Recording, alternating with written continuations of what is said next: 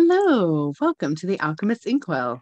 This is your spiritual podcast for grounded people. And ironically, this is, I think, the first time in a few episodes where I haven't been like rushing with energy at the beginning. I feel almost grounded right now. Well, that's nice. Super interesting. I got a new grounding tool, so I have a fun orb. So I'm just gonna hold that. We match. Yeah, now we match with our orbs. Yeah, I feel very I feel what Uranus is doing. Let's just put it that way. Yeah. And I think it's the fact that stuff is happening brings me comfort. We're both Scorpio moons, right? So by the way, this is Emily. I'm KristaLyn. We're both Scorpio moons. So we have the most feeling when there's intensity to lean into. And I think this Uranus, A, being on top of my sun, but B, being really potent with the North Node and even Mars upcoming and the moon upcoming. There's a lot of this energy of like, hey, stuff is moving. And we're like, hey, finally we get to do something. And that is almost a comfort zone for us. It is. I love that. And I feel that my Saturn is also really, really messing with me, which is super fun. But it's interesting when I look at the energy of this week, it feels fuzzy and still kind of slow. Like Uranus is doing a lot of internal stuff, like things are moving that way, thinking of stuff, doing things that way. But then like, as far as physical reality stuff moving, not so much, but I have like motivation back to do things and inspiration to channel stuff in. And like that area feels nice. So it's like a yes, but yeah. Well, and that's exactly it, because Uranus is actually stationing to go retrograde. So Uranus is going to be on the 18th degree of Taurus for a very long time. It's there and it has stopped, and it's like inching a little bit, and then it's going to go backwards, and it's going to hang out there for quite a while. It's going to be within like 3 degrees of it for like the next year. I had to look at my own life for the next year to be like, what's that going to do? But exciting things have already happened. So the cool thing about Uranus is that it really does bring a whole 180 kind of situation. And with all of these things happening so close to the North Node, we're getting really poignant moments where something comes out as a surprise. And depending on maybe Uranus in your chart or how it's aspecting certain areas of your chart, the condition or quality of that, it's going to be different for everybody. For me, fortunately, happy surprises. For others, it may be challenges that they are suddenly having to face. And of course, the phone just went off when I said that. So, so thinking about it in the context of your own chart, but knowing that it can express both ways, especially being intrapersonal. It's really not in the nitty gritty of your everyday life. It's like, hey, course correction, there we go, we're done. And you're going to have some time to then react to that course correction as Uranus is retrograde and Saturn is retrograde and Jupiter is going to be retrograde. So all the outer planets are going to be saying like the world's going to slow down a little bit so you can get your act together in your personal life before the world speeds up or, catches up to where it was before. Yeah. It's just really interesting to feel that like concretely. And like Krista can attest to the things that I've brought up to them this week of like, should I do this? And should I do that? She's like very personal stuff that all of a sudden Uranus is like, surprise, you're doing this now. And it's like, okay. I mean, maybe it's Saturn actually, because I'm in my return space anyway, but it's just very funny to see how that's coming up. Saturn is speaking to your chart right now. Yes. Very intensely. However, this is going to be a really fun episode. This week is really activated dream space, psychic space, lots of that stuff coming up. So we really wanted to talk about that as well as the astrology.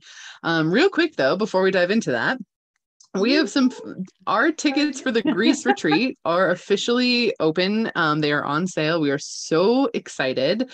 This is going to be an incredibly powerful, potent, magical time. We have already designed the entire itinerary, everything that we're going to learn and do during our time in both Athens and Santorini, and the ferry across the Aegean Sea, because there is that too, which is also just as magical, in my opinion, anyway. I'm super excited. Yeah. The ocean's super activating.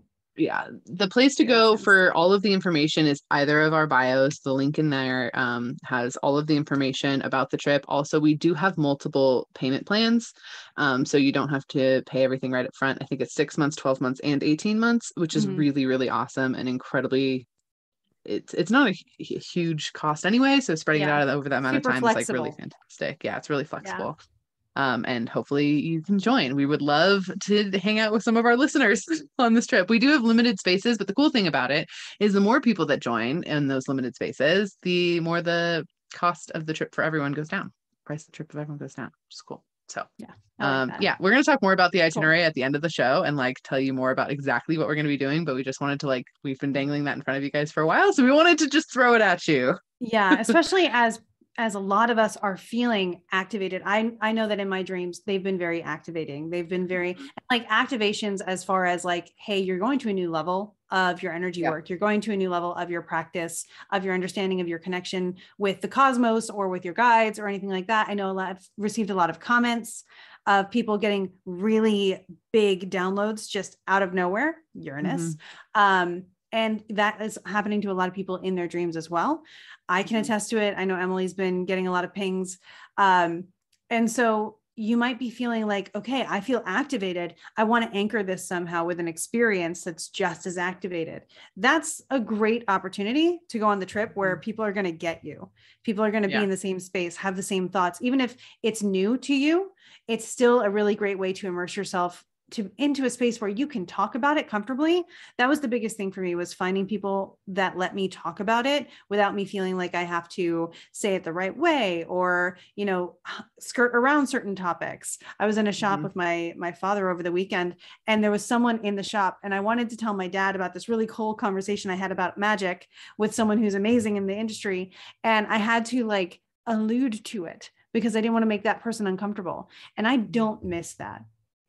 So if you feel like you're in that space and you're looking for people to talk with in person, studying ways to bring it into your everyday life when you go back home, that's the design of this trip, whatever level. So yeah. Also, we are about half full currently. Just going to keep that in mind for everyone. So definitely jump in there sooner rather than later. But if you do have any questions, please go to our YouTube and just watch this on there. Ask your questions there. We'll respond in the comments in that space, or you can ask any question to either of us, like on any of our Instagram posts about the trip or anything like that. Like feel free if you're like, oh, I really like to do this, but I don't know. Or you can email us forgottenstorytellers@gmail.com and we'll answer whatever questions you have. Like feel free to do that. We're happy to answer those questions. We've gotten a lot of common ones though. So before you do that, I did a whole like highlight in Instagram answering a ton of questions for people. So if you want to look at that, feel free to look at that. Or, you know, just ask away from there. I know, Krista, did you do something like that too? I did too. I didn't make it a highlight, but I should. That's a really great idea. Yeah, just to answer any questions that you all may have about that. So feel free if you are curious about how to step into the activated energy you're feeling right now, and if this trip will be for you, anything like that, like please send it away. We would. By the time this episode airs, I will have that done. So it'll be there. Yeah, we it's have like highlights. magic. Yeah. So speaking we record of looking, this days in advance. So just days. So speaking of planning for the future, like 1 year in the future, or the far future, or the, you know, where does my future go? This is a big question that I know my family is handling this week a lot as, you know, we're navigating our Uranus transits. What does the future look like for me? And bigger question, better question, what do I want it to look like for me? So I had received a comment on TikTok, thank you, by the way, asking about dream channeling.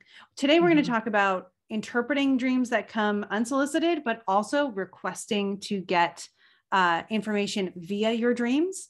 So, and then channeling through the dream, and even, you know, kind of the experience of if you've ever had lucid dreams and things like that. So we're going to just talk about dreams in several capacities today, give you tips on how to make the most of that dream space, things to do to help encourage dreams that offer you guidance, and what to do if you get a dream that you're like, what was that? And how to lean into interpreting it for yourself. Yeah, absolutely. Yeah. And then, like we said, this is a perfect week to play with your dreams, to pay attention to your dreams, for sure. I don't know about you, Krista. I don't typically subscribe to the idea of like specific dream symbols always meaning the same thing.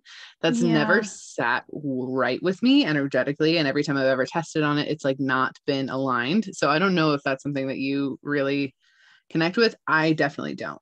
There's archetypes, I guess, I kind of connect with, but overall, like this idea that like every time you see an owl, it means this, or a shooting star in your dream, it means this, or whatever. Yeah. So in my experience, because like you do have those weird dreams, like your teeth are falling out or whatever, and those are like, why was that? Or like, I can't dial the phone. Those kinds of dreams, I tend to look up and say, like, psychologically, who has patterned this out to see what the common thing would be. Random dream interpretation books I'm skeptical of, which is weird, being psychic, medium, astrologer, magician, but I am skeptical of those because I don't want someone else's interpretations that aren't researched from data and from experiences and things that seem to show a collective common denominator. That makes sense to me. A collective common denominator studied and found makes sense to me. And this is what I think. And I'm just going to put it into this, and it should mean the same thing for you too. Makes me a little skeptical because I know we're all so unique. We are all astrological charts expressing themselves with different transits. That being said, if you lean into symbolism, I have found the study of astrology has helped me with that so much, because like teeth, bones, Saturn, stress, gotcha, like those things can sometimes be brought in. So I really encourage people to first ask yourself, what does this mean for you? Like, how does this relate to your own life experience? Does it have meaning to you? I do this when I give readings too. If I have a symbol and I'm like, I don't know what this means, is it something that means something to you? If it does, go with that, because this was directly from source or your guides to you. Nobody else was really involved. So you don't need to bring in a middle person unless you're feeling like you need guidance in the tangible realm. And second, you can look at, again, the symbolism that is innate in astrology or tarot, or those practiced and tradition tested kind of arts are my preferred way to go about finding answers when I'm lacking them. Yeah. I always just want to remind everyone too, like, you have all the answers 100% of the time. Like you do, even if you're like, I don't know what this means. What would you say if you did know? Like, that's one of Krista's favorite questions. The other thing is, if you don't, ask your guides to tell you. If you're like, I know this dream is important, don't know why, I need some guidance on this within the next, before I go to sleep on Friday. Like, that's a great way of asking for it too. But you have the ability to access the answers for yourself. If it does feel aligned for you to look up, like, I had a dream where my teeth are falling out, I'm obviously feeling self-conscious. Okay, I guess let's see if that's a collective thing, something that has been researched. By all means, do that. I wasn't meaning in any way to jam that up, if that makes sense. But it has to feel aligned for you, because there is no hard and fast 100% rule, even if it has been psychologically studied or archetypally studied. Like, it's different and individual for each person. And I always encourage everyone to first like go inward, or, ask your guides for that guidance of like the personal level that it means for you. The other thing is, don't discount your first ping, right? If you're like, that dream was about this, and then you're like, but why? That doesn't make sense. I was on a boat. How does that apply to my job? Like, it doesn't matter. That was your first ping. Your chances are good you're correct in that space. So dive into that first. I used a boat analogy and then dive. That's fun. That was not intentional. But dive into that first. Whatever that first ping is, be like, how? And like play with that, get curious about that, because chances are extremely good that that first ping is actually what it was relating to. And that's either from your guides, from your higher self, or just your own intuitive knowing of like, yes, that is what that dream connected to. That's why I had it. The other thing, if you are someone who has a very activated dream space, or if you're someone who'd really like to have an activated dream space, start writing down your dreams before you do anything else in the morning. And I literally mean like, have a thing on your phone, voice to text while you're going pee, like that level of like immediately first thing in the morning, get that out of your head. What that's going to do is it basically trains your brain to want to let more dreams in, because you're doing something with them, air quotes, like you're creating something, which is in this case a voice note from that space. And our brain likes to create stuff. Our brain feels very happy and important when it creates something. So we want to give it that stimulation. And by writing that down, not only are you going to start to be able to understand your own patterns, you're going to get more guidance from it. It's also going to cause that dream space to become more and more activated over time. Yeah. Another way that I do that is in the mornings, first thing I do is when I go downstairs and I see my husband, I'm just like, I dreamed about this last night. And that way someone else can remember it with me. So like when we go on a walk later, he'll say, okay, so how was that dream? What do you think that was about? And then because he's asking me, I get to provide answers. And so I'm coming from a place of knowing already, even though I may not have all the answers consciously. I allow them to come out because someone's asking for them, and I can provide. Mm-hmm. Yeah. My sleeping space this past couple of weeks has just been like, and I know yours has been hyper activated too, judging by the text I got yesterday. But it's just been really intense energy, like hard to fall asleep, or if I do fall asleep, it feels fitful, but like not in a way that makes me uncomfortable. Like last night I got up in the middle of the night, and like I never get up in the middle of the night. I never like actually physically get up, and I like had to do that. And my dog was being all weird. And it's just been like a very intense space, to the point where I'm like, I need to start lighting a candle at night before I go to I do little tea candles. It's not a floating thing. It's totally safe. I promise. I'm not gonna light my house on fire, but like I need to light a candle before I go to sleep at night to have something else grounding and anchoring that energy in. If that's how it helps you, any of our listeners, by all means, like don't light your house on fire, but do something that's grounding, or put a grounding crystal or whatever it is next to your bed that feels really good. We have chakra stones underneath our mattress that helps a lot too. And oftentimes when I get to this space, I'm like, they haven't been cleansed in a while. We're not being grounded. Let's do that. But that helps too, to have like kind of a grounding energy, or ask your guides in advance for guidance in your dream space, to really help you get the messages and discern those out of whatever comes through without feeling overwhelmed.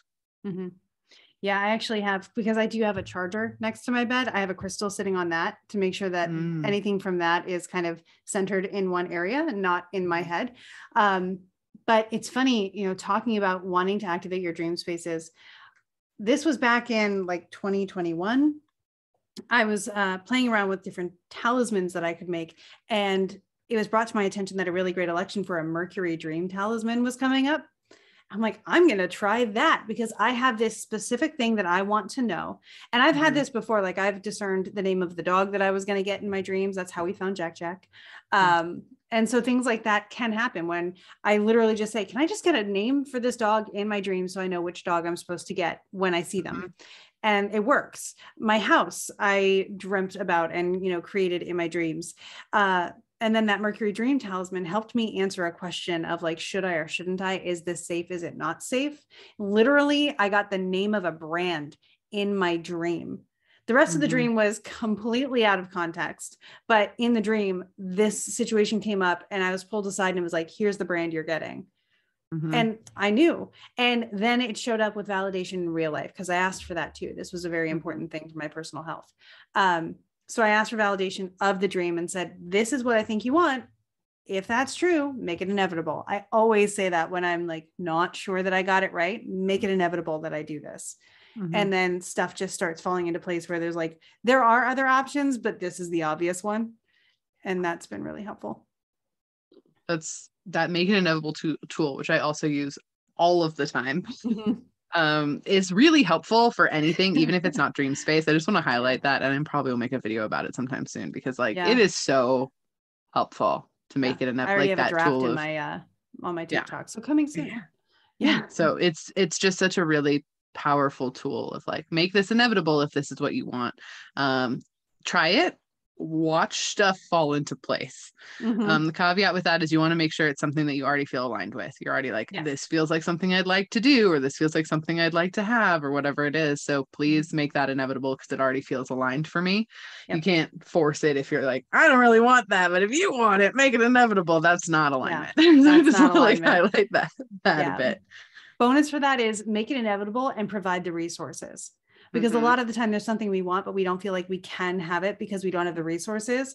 And if the resources are suddenly provided, then you know that it is supported and that you can make that move.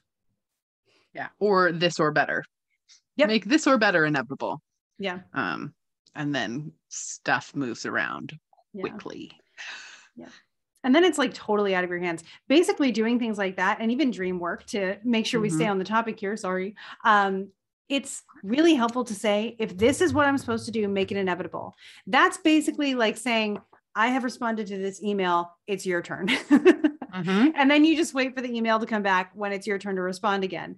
And that's really a great metaphor for connecting with the divine or God or the universe, or just anything that you're allowing and asking to offer you guidance and direction in your life choices. Just saying like, this is what I'm looking at. if this is what it is, provide the resources. We'll look forward to your correspondence. Like, Yep. Right. Basically that. We Yeah. look forward to your correspondence. We are looking forward to your next email. Thank you for Yeah. sending. But really, it's incredibly helpful. I want to talk about some of the different magical things that can happen in dream spaces too, just really quickly, because there's a lot of different activated magic stuff that does happen in dream zones. So though we're talking about like, you know, how to pay attention to your dreams and understand them, sometimes other stuff happens. So of course there's lucid dreaming, which people are pretty well aware of at this point in time. There's so many different ways to accomplish lucid dreaming. Mostly set an intention if that's something you would like to do. Really let your guides know, write down that I am lucid dreaming tonight in a affirming statement, not I hope I lucid dream tonight or I will. It's I am lucid dreaming tonight, like in a present tense affirming statement. Say it as you go to sleep. I have control of my dreams, whatever it is, as you fall asleep. There's many other techniques too. That's just a very simple one that anyone can kind of grasp onto. So that is a very magical thing that can happen in your dreams, which is essentially you being in control of your dream space. On a personal level, the first time I heard of lucid dreaming, I thought everyone just always had control over their dreams because I've always had control over my dreams. It's never something I don't have control over. So I was like, oh, I didn't realize that was something you had to try for. So I have tried and got it clearer before, but it is very, to me, it feels very concrete. It's incredibly possible. It's not something that is too far reaching and everyone can do it for sure. It's not like a special gift some people have. Everyone can control their dream space. That's what lucid dreaming essentially is. So that's something that's really powerful that can happen. You can also do unintentional astral work, I guess is how I would say it, where sometimes you're doing work. This happens. I've heard called dream walking before, but essentially you are doing work on other planets or other planes of existence. You're connecting with your higher self and doing work that space, and you're seeing that or witnessing that through your dream zone. My husband does stuff like this quite a bit, like a lot. And it's a very ancient practice and also, you know, very, if you do this, it is very noticeable. I just want to put that out there. You tend to wake up and you're like, I was fighting something, like something was a big deal. I was doing work at this space, like that was important. And I know it was important, not for me, for whatever I was doing. So that's very connected to. You can actually also, and we've touched on this, I think a little bit before on the show. If not, I've touched on it in videos. You can actually shift through your dreams too. So if you're in a dream and you're lucid dreaming enough, you can actually make a doorway where you physically shift to a different reality where you can shift back from, and we'll do a whole shifting episode at some other time, but like that is another thing you can actually do. You can also shift kind of timelines, which I think is very different than reality shifting. Timeline shifting is a whole different thing. And many of you do it without noticing it, but it'll be the best way to notice it is if you've lost something and you've looked for it everywhere and you know you've checked this one spot, and then one day you wake up and you go to that one spot and there it is, you've probably timeline shifted or the Fae are messing with you, but both options are viable. But those kind of timeline shifts where you're like, oh, I hopped over to a next kind of space to move forward. And we do that all the time. But or when you're driving across a bridge. Yeah, or when you're driving across a bridge. You should tell that story. That's a fantastic story. Yeah, we were driving across a bridge that I have driven over many times in my life because it's in the area that I was born and raised. And we were driving to a certain location, drove across the bridge, and it did not take us where it was supposed to take us. It ended up in a completely other area. Like we had crossed a different bridge that we knew we had not crossed. And separately, my husband and I looked at each other and it was like, it was this bridge and it goes to this place, right? And I was just like, I feel like reality just shifted or something. And I ended up texting Emily and saying, hey, something weird happened. Can you validate? And of course, Emily was able to. And then of course, something else happened that was completely out of the blue that really didn't feel feasible in the lifestyle or the circumstances that we were living in previously, but then all of a sudden became feasible. And I want to point out, just as a side note, you know, because with the whole CERN hype recently, everybody was saying how we're going to reality shift or timeline hop or whatever. And I was sitting there thinking, yeah, well, and it's funny because I was thinking, if we timeline hop, will the astrology be different? So I journal astrology every day. And of course, the event came up. It did correspond with an astrological event, but of course, nothing tangible or supremely noticeable happened. And the astrology is still now what it was then. So I'm sitting here thinking, like, if we did, is it the same astrology, like the same movement of the sky, but the astrology still works even if you do timeline hop. Okay, I need to know. Hold on. It is. Okay. Have you read Angels and Demons? I've seen the movie. I didn't read. Oh, the movie is shit. Don't watch the movie. Yeah. They changed the entire plot of any Dan Brown book that is in actual film. Every single one. I was so pissed with Inferno. I cannot even talk about it because the ending of Inferno was so good in the book and it was so shit in film. But whatever. Yeah. I was still in my church when those movies came out, so everybody was really upset. So I didn't read them at the time because. Okay. So I've read every single Dan Brown book ever. They're actually like a passion of mine. I love them. So Angels and Demons is all about the first time they're activating the CERN machine. Oh, really? Yeah. The particle accelerator, the first time that they're getting antimatter, essentially. And it is so well done, and it gives you such an education about that. And then on a spiritual level, of course, I've read them as a psychic the whole time. Yeah. It's one of those things where it's like, why would we be reality shifting with this? This is a natural progression of our reality to understand this particle acceleration. It's really cool.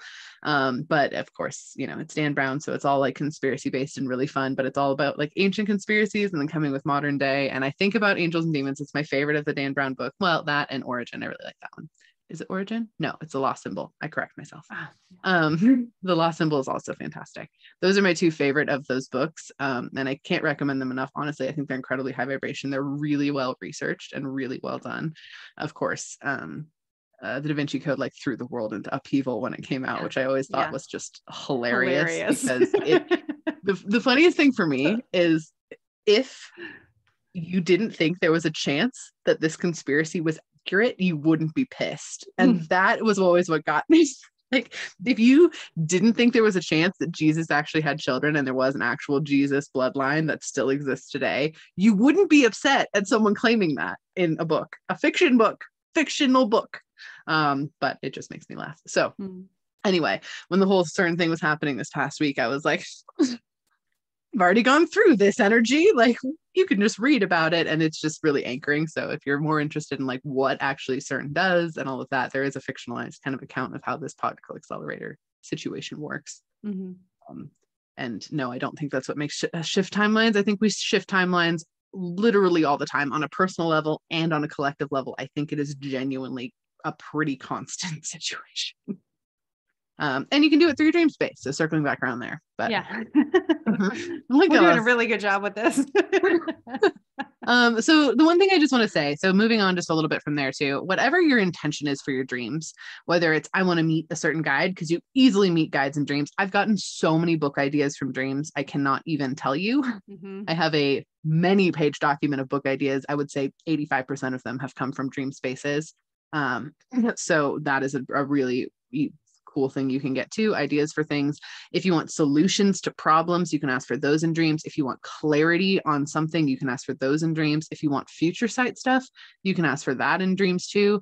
Be careful with that. Just going to say it right off the top. The future is mutable. It just is. So just know that your future is what you can manifest. You have control over your manifestations. You can do that. So if you want future sight stuff in dream work, you can, but you can always manifest whatever the hell you want. So I was just going to throw that in there. If you do a future sight thing and you get a result that you're excited about, now you have a goal to work in alignment with manifesting. So that's great. If you get something you're not excited about, now you know much more clearly what you don't want, which informs what you do want. So, you can get that, but it's probably not what you really want.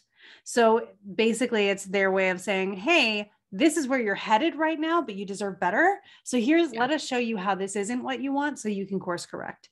Basically like, look at this. You don't want that. Let's go this way. You're missing things. But yeah, the biggest tip I always have is set your intention before you go to bed. You can ask your guides. You can have a little ritual like I do, like where I light my candle. Again, don't light your house on fire. I'm not condoning that. Or, hold your crystal, put your feet on the ground, do an energy clearing, grounding, energy callback, shielding, whatever it is that makes you feel aligned. Writing down in a journal, doing a 5-minute channeled writing session before you go to sleep. Anything like that is a huge way to activate your dream space. It is still your space. So the other half of that is if you don't want to dream, if you want a restful night's sleep, demand it. It's not a request. Yeah. It's tonight I sleep well. Tonight I don't remember my dreams. Tonight I wake up refreshed. Like, or tomorrow morning I wake up refreshed. Like, it is your space. And I always want to highlight that, because the same way sometimes people feel like if they open their psychic abilities, now they have to be at the beck and call of every ghost that wants to talk to them, which you don't, by the way. Same thing with your dream space. You can say when you don't want dreams. That used It's to be not my some every magical night. enigma. Yeah. That's important. It really is for your energy. Yeah. And if you like, it's with energy, because energy, and it's not because the energy is malevolent or mean or anything, not all the time. Often energy doesn't understand the concept of rest or sleep or whatever, because there's no physical for them. So what is rest, sleep, time, all of those things? No concept. I've talked about this with a lot of other like very seasoned magical practitioners as well. And they had the same thing, which was really validating for my experience. But also it's them being eager to do something. They're really eager to like, let's do this, let's do that. And making them wait is not going to take any time away from them. So it'll still be a second later in their perception. It's just now the sun's up and now you're rested and you are prepared. So I used to have to go to sleep, and every night I set intentions, or, I grew up praying before I went to sleep. Now I consider it gratitude practices and intention setting before I sleep, which puts my mind in a better place when I wake up. And so when I do those, another thing I do is saying, like, basically office hours are closed. This is not the time. I need rest. If it's very important, here's how you can alert me. But if it's not, I will be available again tomorrow. And that has worked for me on so many levels. It literally brought sanity back into my life, where there was struggle for the first probably solid 22 years of my life, of every night being badgered by something. Yeah. And you can also shield your room too. If you're like, I only want, guides to talk to me tonight, or I only want this, like, I am not an open service here for any spirit that wants to come through and chat with me. You can totally shield your room. You can ask a guide to protect your space. You can anything like that. You have the power and control over that, which is also really helpful. It was very interesting. We went down to San Francisco last week. And we always stay in the same hotel when we go down there. And this time, both my husband and I had horrible night sleeps, like bad, constantly waking up, but never at the same time, which is always an indicator that something is messing with us. And we both woke up, and I was like, in the morning, and I was like, did you have a horrible night's sleep? And he was like, yes. And I was like, but I never was awake when you were awake. And he was like, no. And we were both just like, something was wanting to play. Awesome. We didn't shield, we didn't protect the room, we didn't do anything like that. Like, neither of us thought about it. And it's just, it can be that way too. So if you struggle in that space, like, shield your space, state out loud that you are closed, like, that is totally fine.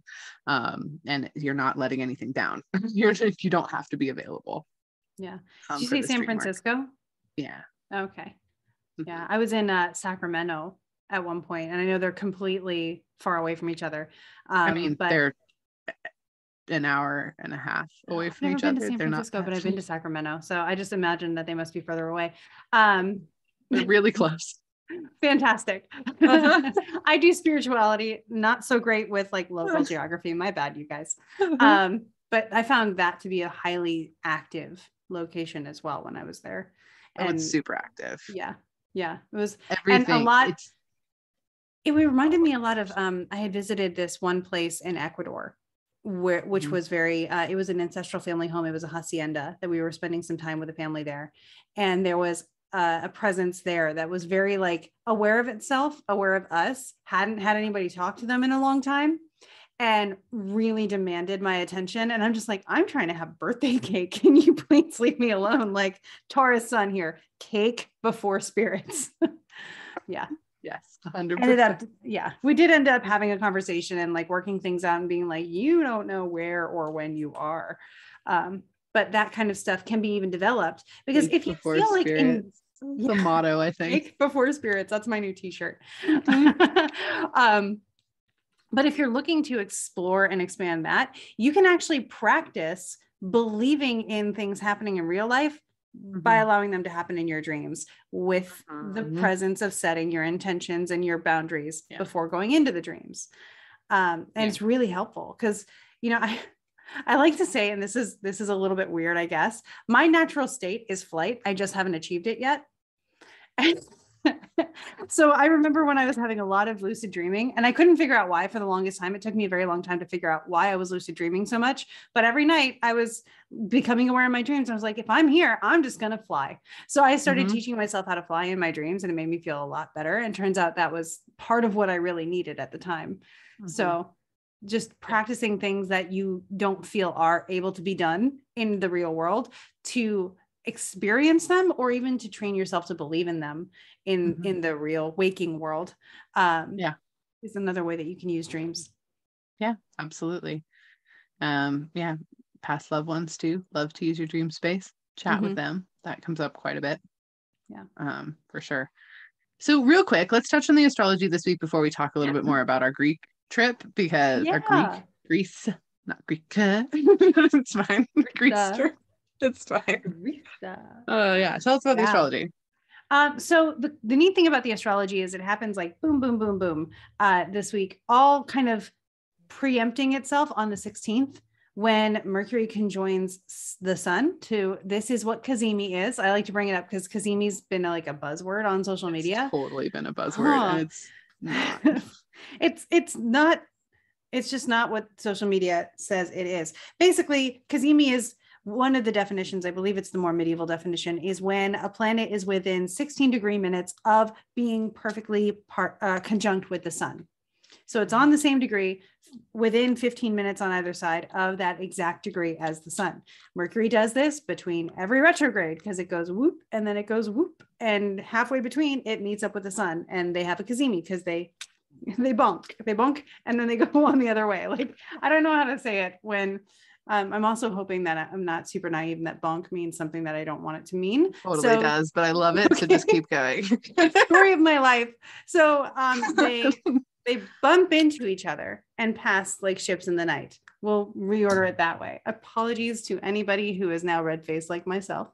But basically that's what the conjunction is, halfway between two Mercury retrogrades, which is where we are. That makes it better. I won't. I'm never going to say it again now that I know better. Like reliving high school right now. Sorry. So basically, this puts us halfway between Mercury retrogrades. And don't worry, I know it's like, oh my God, halfway already? We have until September 10th before Mercury goes retrograde again. So it's not so bad. And the cool thing about Mercury being Cazimi in the heart of the sun is normally when it's within 8 degrees on either side of the sun, it's considered combust, burned up. You can't see it in the sky because the sun's so bright and it's up there with the sun. So you blind yourself trying to see it. But because it's in the heart of the sun, they kind of merge. And I like to think of this as that Super Saiyan kind of merge kind of situation when two Super Saiyans become one and they just become super powerful. Their powers combine into one entity. Yes. Wait. You should do it. Yeah. There we go. The video people, that was funny. My bad. We just did the gesture for anybody who's listening. Yes. But one thing that this can help with, and like I mentioned, there was a Mercury dream talisman I used, is really vivid daydreams or vivid imagination, vivid mental capacity and power to come along with this, because the sun is just amplifying this Mercury technique or ability. So you might have some sudden breakthroughs, sudden ahas, things that help you realize how you want to feel different or better, because this is occurring at Cancer. So look at where the sun is right now. You might have a good cry. Yeah, there's also that. And it might be crying for joy or not knowing why you're crying. Either way, it's cleansing and activating, and it's wonderful. But yeah, so it may happen in whatever part of your chart is where Cancer is, whichever house area that is. And then you'll come up with some really great like aha moments, which are always fun. And again, this happens every couple months, like every 4 months or so. And then the next day, Mercury and the sun, since they're so close to each other, will both trine Neptune, while Venus then joins them in Cancer. So we're bringing our emotions to play in Cancer now as well. So a lot of the personal placements are now in Cancer, making us feel like we want to be a part of something. We want to find our found family, or we want to spend time with our like our blood family, or, you know, we just want to feel part of a group, like we have a place that's acknowledged. So remember that as you just look for where you are invited, look for where you are welcomed, look for where you feel appreciated, seen, and affirmed. And that's where you will find the validating feelings of this. And this energy may just encourage you to be seeking that. And this is also a great time, like Venus in Cancer, you think of like sublime visions, feeling really good, leaning into the luxurious spa kind of experience that you can give yourself. And that's going to last for a while because Venus is in Cancer, just transiting the whole place. Then on the 18th, Mercury on its own, because it's separating from the sun now, will oppose Pluto. And so we have Mercury opposite Pluto, Pluto being things like evolution, activation, sometimes comes in the form of a crisis. So if it's not this amazing experience, that's also an expression of it. And it's okay. It still leads to something activating or some kind of rebirth. So these are decisions that might just really, I'm deciding to cut off of this and start this. And that feels really affirming and aligned for me. Just all of a sudden, I'm purging this and I'm beginning this. So trying something new that feels very right, and knowing what we don't want, informing what we do want, again, with that kind of theme. And then Mercury on the 19th will ingress into Leo as the sun, still in Cancer, opposes Leo. So this is kind of confirming the ideas and saying, yep, there's my energy is now in this. I feel my presence in this. I've doubled down on this decision that has come up thanks to Mercury bringing it to my attention. And so it's a time of confident words and connections, the path being lit because Mercury is going into the sun's territory and the sun is going to follow it on the 22nd, which we will cover more in depth in our next episode. Absolutely. I'm excited for the movement. It feels good. Just expect this week still things to feel kind of fuzzy and floaty. For sure. Over here, the Scorpio movements. I'm excited for the movement, even if it feels like a crisis. Just give me something to feel, yo. It doesn't necessarily feel like a crisis, and I don't necessarily know if it would like it doesn't feel crisis. It just feels rapid. Yeah. And but again, not in a way that is shifting externally. It's like internal rapid spins. Yeah, we have to keep in mind that we are still in the presence of this this very applying aspect between Uranus and the North Node, with Mars coming up for that as well. So that's in the background, kind of ruminating, and also at the same time, Saturn is kind of working on that square that we had throughout the duration of 2021 with Uranus. So a lot of things are kind of hitting stalls and standstills, and this is where I attribute to a lot of like the slow technology that's been happening over the past week or so. And a lot. Yeah. So a lot of like, why are people not responding? Why is technology glitching? Why is this infrastructure on this website suddenly not doing what I want it to do? Yeah. So it's just sort of like a drag on, especially like technology or higher connections that are more like, think power line more than texting connections. Yeah, that makes sense.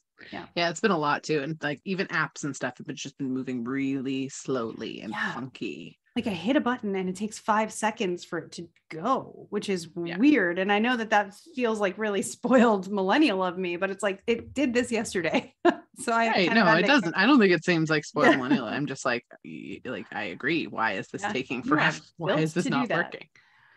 Yeah. I'm known for yelling at technology and being like, you have one job, just do it. That is me on my own time, especially during Mercury retrogrades. So if you do that too, that's the astrologer who's also with you. Absolutely. So on that note, sorry, computer just did a ding. I don't know if you heard that or not. No. Let's talk about the Greece trip and itinerary, just so you all know a little bit more about it before we close out for today. So we're really excited, and we're teaching concepts. There's a couple questions about this.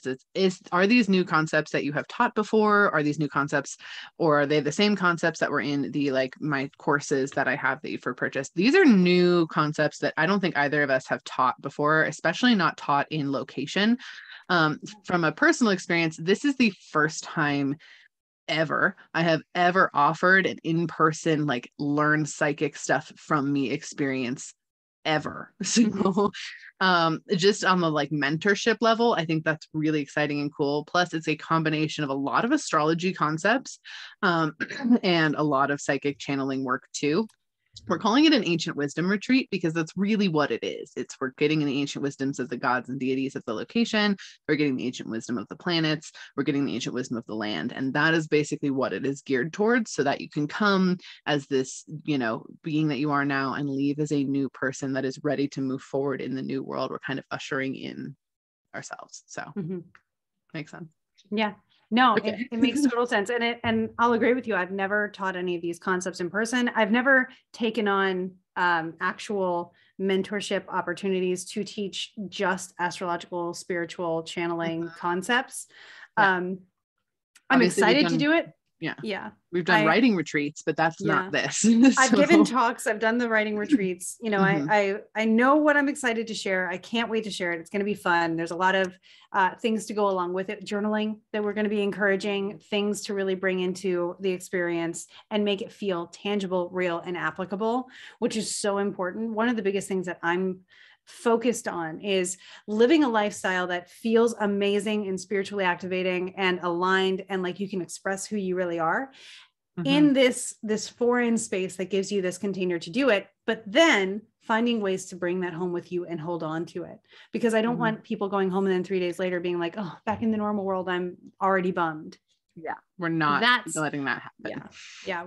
It's kind of like the difference between being medicine and a drug, or something like that. So we want this to be a medicine that activates you and lets you up level everything from that moment forward. So there's so much stuff that we came up with that we are going to be bringing into this experience, and it all flows really well. It's really simple and easy, and none of it will be difficult. And if you have, any kind of questions about it, we're going to be there. We will be right there to help navigate that. And you will also have the support of everyone else on the trip. Yeah, absolutely. So we're going to start it off. The trip starts in Athens. And we start off our very first day by like walking through the oldest neighborhood in Athens, right beneath the Acropolis. And we're going to do remote viewing there. So we're going to teach you how to remote view and essentially look at the past as you walk through it, which is incredibly fun. And both Krista and I have done it in different capacities, and we're excited to teach you about it because Krista's done it in way more activated places than I have. And we're just really stoked on that. The next day, it is the Acropolis, the Parthenon, and we are genuinely, every ancient site we go to, we are going to ask for the lessons from the deities, gods, and guides of that location and teach you how to channel those in and get that direct communication, setting the intention to have, whatever deities need to speak with you and work with you come forward, because that's why you're going on the trip, is if that is you are being selected, you are being pushed, and this is in your alignment, and you decided you were going to do this before you entered on planet. So we're honoring that space in a big way. Also, then the next day we hop on a ferry and we go across the Aegean Sea, which is the most Odysseus thing ever, and I love it with all of my heart. And we are going to do a lot of like nature-based work, belief work in that space, learning how to release blocks. And yes, I've covered some of that in like a course before, but this is a different sort of way we're doing it. We're doing it together. We're using astrology. We're doing different things in that space, as well as remote viewing through nature and actually letting you tune into, the energy of this nature and all the nature around you has seen, and letting the nature speak to you and show you what it needs to show you, which is super fun. And I'm really stoked. And then we end up on the island of Santorini, which is amazing. Our hotel there is right on a beach. It's just really incredible. And the next day we're doing a caldera hike where we're hiking to the top of the Santorini volcano, and we are throwing any leftover beliefs, blocks, habits, anything into the caldera. Someone commented, "You're doing the whole was a block, now a hot rock technique." Love it. And I thought that was fantastic. So yes, that is what we're doing, letting nature heal us and release that. And then we're going to have just fun and play and connect with that inner child sense of like, now we're on this beautiful island, let's play and do that kind of experience. And then the next day is kind of a free and open day for you to really rediscover yourself, reclaim your pieces. What do you want to take back from this trip? Who are you now versus who were you when you started versus who you were 15 years ago? And we're just building all of that in so that you get to go do whatever speaks to your soul on that day so that you can reclaim yourself. We do have a couple different little workshops, cleansing in the ocean, those kind of things that we're going to do And then we ferry ourselves, our happy little selves, right back to Athens, and we have a really fun in-depth Q&A and channeling and astrology workshop for while we're on the ferry. And then someone did ask, like, do we have like dedicated one-on-one time with Krista and I while on the trip? No, but it's not a very large group, and the entire time we're there, so there's a lot of opportunity for one-on-one learning, one-on-one like experience with us. It's not going to be so massive that you like never get to talk to us, like not a chance. So just highlighting that it's all going to be that, but we do have a very formalized Q&A session too for you, and that sort of stuff. And then we have some fun surprises for our farewell kind of dinner, and then we depart the next day. So it's like 6 days total with like a 7th travel day sort of situation where we still get to hang out at breakfast. But we are so excited. And if you're feeling aligned, please go just look at the information and see if your guides are pushing you or not, or whatever feels aligned with you. Because we know the people who are supposed to be there are the ones that are going to be there. Also, we are muscle testing. So once someone submits that they want to join us, we actually get to approve them or decline them. And so we are muscle testing and talking to our guides about making sure that everyone on the trip is aligned. And that also means aligned with our values. So LGBTQ plus friendly and accepting and very open, and going to be a benefit for the trip as a whole. And going to be fun to just, encouraging to everyone else on the trip. So no one has to worry about feeling like they're left out, which again, Scorpio moons seems to be a huge theme on this. We know the feeling of being on the outskirts. So we will be able to identify if that's happening and really correct and embrace everything that's going on in that space. Yeah, exactly.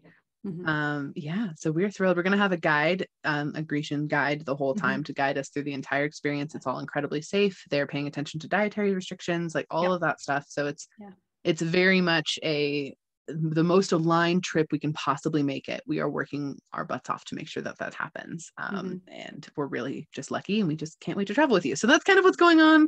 Again, if you have questions, email us, check out our information we already have posted, check out the link. And we just really we'd like to go to Greece with you. Please come. That is the long and short of it right there. We want to go to Greece with you. Please come. But thank you all so much. Really pay attention to your energy this week. Pay attention to your dreams. We hope this was a helpful episode in helping you feel more connected to that space and own that power. And we hope that this week you go out and go make some magic. Oh, I don't think that one was very good. Oh, it was all right on mine, but hopefully it is for you guys. All right. Well, have a good day, I was everyone. watching your fingers instead of your face. That might have been my fault. Okay, we're good. It's great.